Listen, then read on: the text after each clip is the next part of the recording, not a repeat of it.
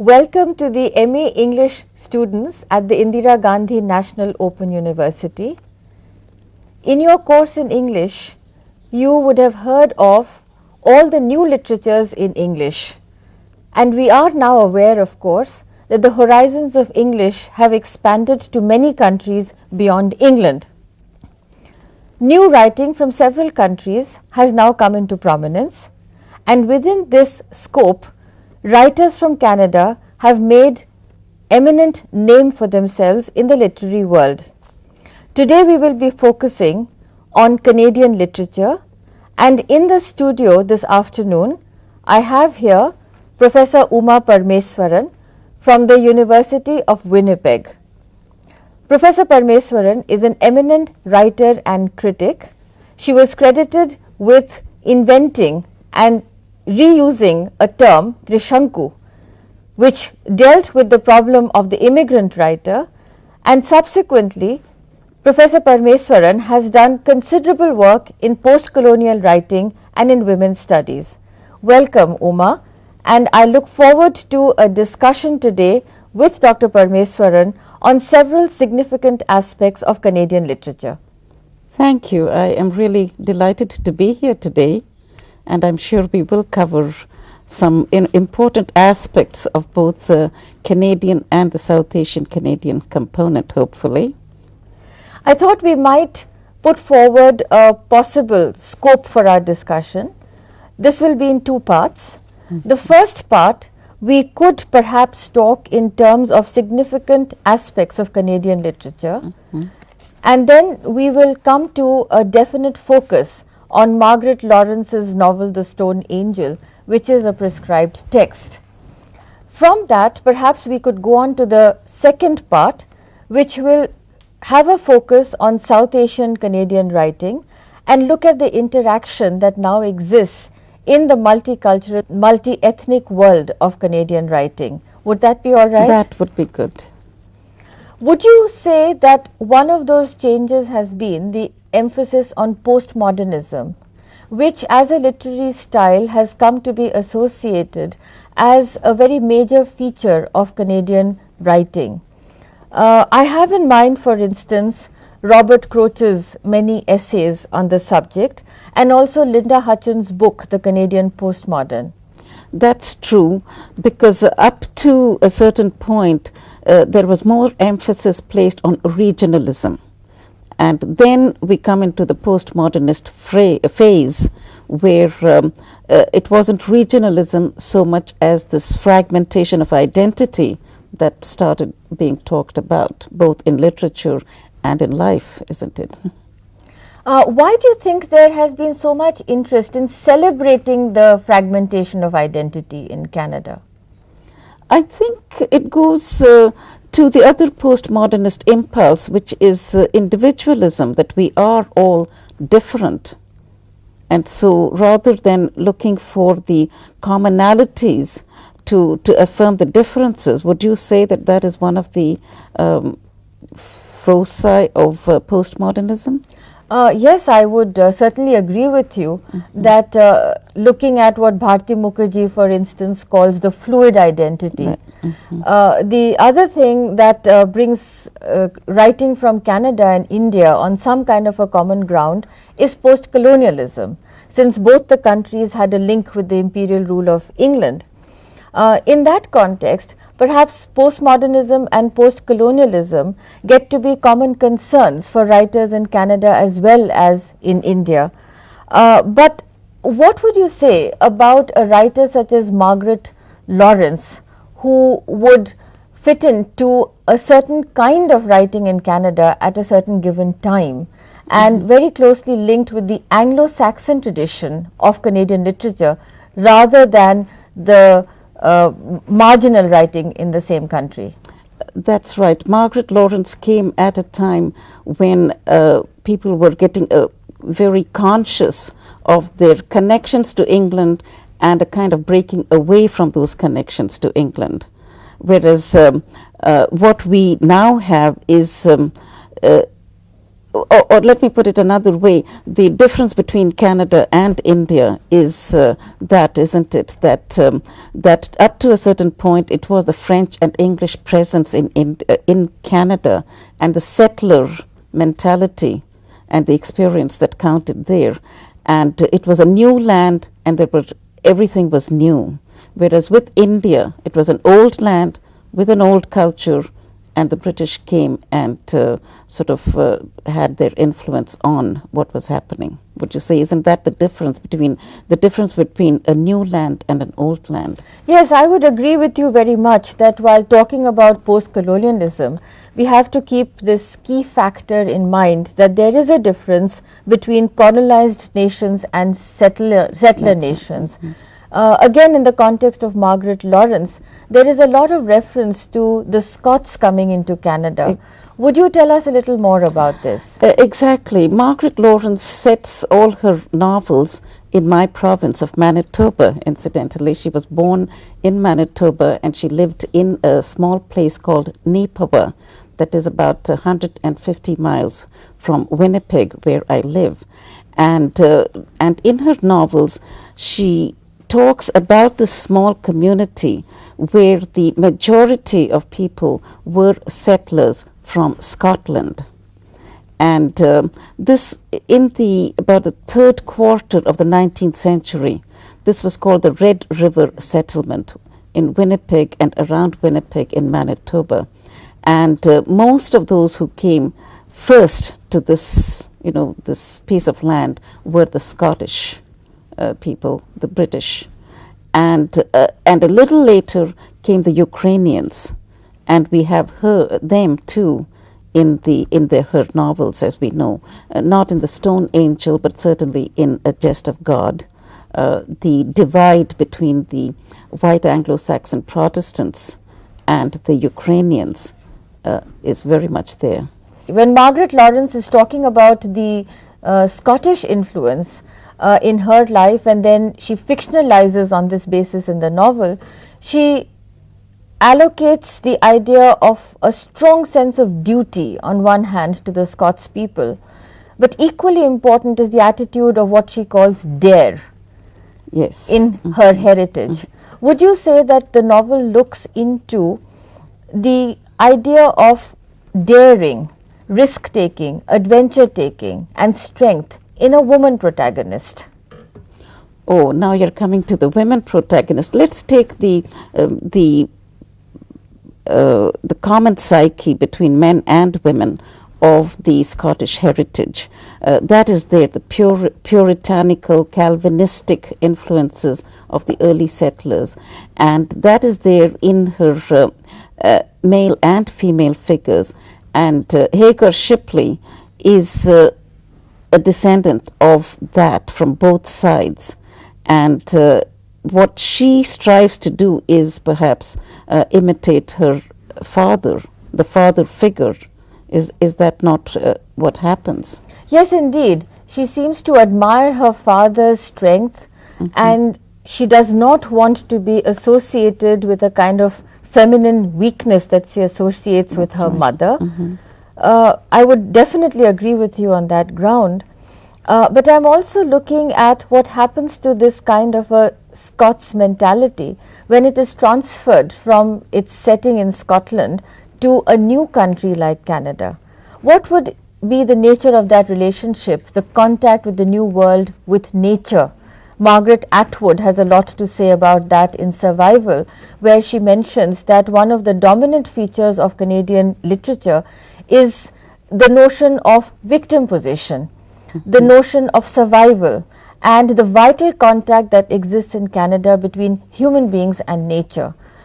What aspect of this transfers to Margaret Laurence's novel, The Stone Angel? Margaret Atwood titles one of her chapters Ice Mothers, you remember, and Hagar Shipley in The Stone Angel is that. She is an ice figure all the way through, but that is what she wants to be, because, as you say, this idea of daring, of putting herself in that position where she will not show weakness.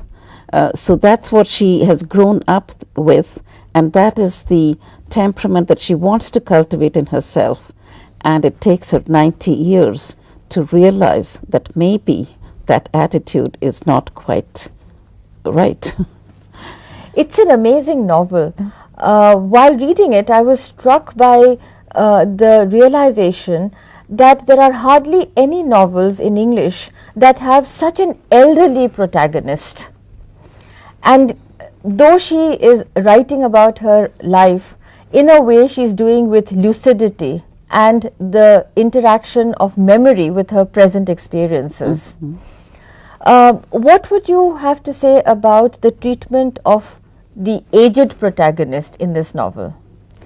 Yes, I think the novel moves on two levels. One is, it is the story of one woman, and mainly it is her sense of pride and how she does not want to go into the long night.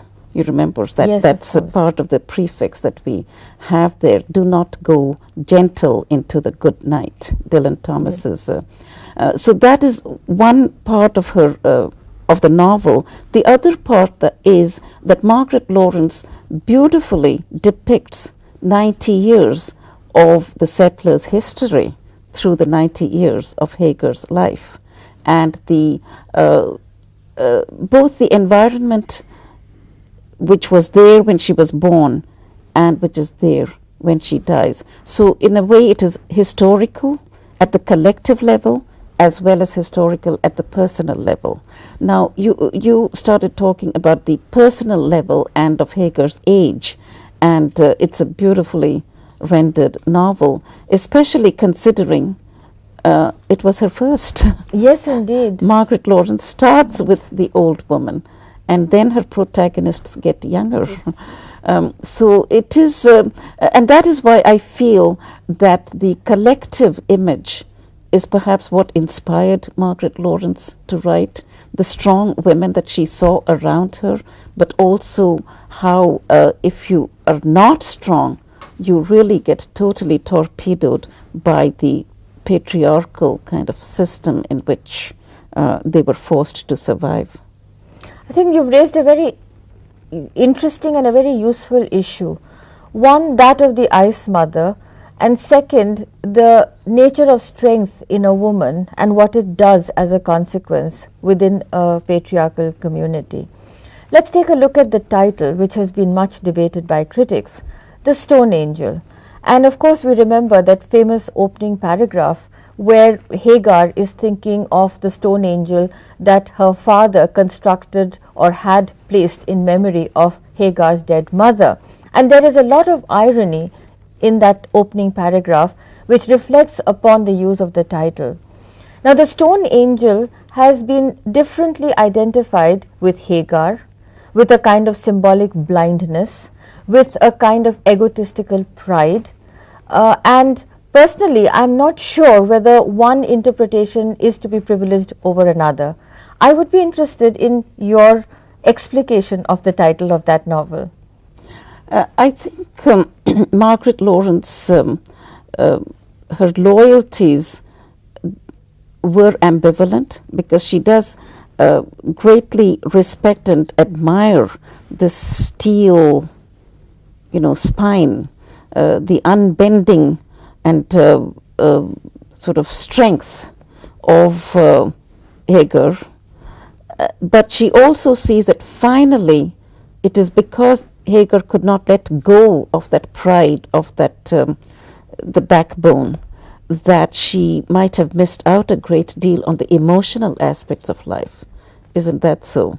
And that is why that scene where she reconciles to her son, because whom she had always thought weak and therefore not to be loved, that is a beautiful scene. Yes, that is a very beautiful scene towards the end of the novel. Can we take a look at a very significant climactic section in about the middle of the book, the chapters that deal with Hagar at Shadow Point? We of course remember the circumstances in which she arrives at this Hades-like place. she is left home because she suspects that her other son and daughter-in-law are going to send her off to an old people's home. So Hagar runs away from home, rides a bus, and then finds her way down several steps into a fish cannery. And by herself, she comes to understand many things that have been going on in her inner psychology. She is there without the usual support systems of civilization. There is no food, no water, no modern conveniences, and she is there entirely by herself, confronted with raw nature. Do you think that Shadow Point has something to say about the Canadian individual's connection with society in a larger way? You've put it very well, because that is a very significant point in the novel. And there again, there are two things happening. One is the archetypal search, the quest motif, and the archetypal journey that one must take away from society in order to find oneself, which is what she does. But at the collective level, there is that point too, which where that scene sort of talks about the return to community that is necessary, that you have to come back to your people with a better understanding of yourself so that they can open themselves to you. So at the collective level, there is that. And the third point, if I might say, is the connection between nature and human beings. And in that scene, I think what we find is that all along she has felt that in order to be strong, one has to imitate not only the Scottish sort of ancestry, but also nature. And nature in Manitoba can be very, very harsh, very cold and very bitter winters. And therefore, if you are not strong, you're likely to bend over and, collapse. So that is one. But in that moment, I think she brings that nature, the softer aspects of nature. Would you say the birds, trees? Yes. Not the snow and the harsh blizzard landscape, but the softer aspects of nature. So do you see that connection there, that it both talks about the harshness of the prairie winter, but also a reaffirmation that unless we have that link with nature, the softer aspects of nature, we do not realize our deepest human potential? Yes, I think that's very well put, and indeed seems to me a repetitive pattern in Canadian literature, this link between human beings, the inner life, and nature, and the discovery of that connection through some kind of a traumatic episode, which makes one turn inwards and reflect upon oneself. In which context could we perhaps talk in terms of literary influences on Margaret Laurence, in the sense that there was a great deal happening in Anglo-Saxon writing at this time. The issue of nature and human beings was one. The issue of language was another. Do you see Margaret Laurence being experimental in the language that she's using in this novel? She certainly does use a lot of stream of consciousness, in that we get into the inner workings of Hagar's mind. What else now? I'm thinking of her dialogues, mind you.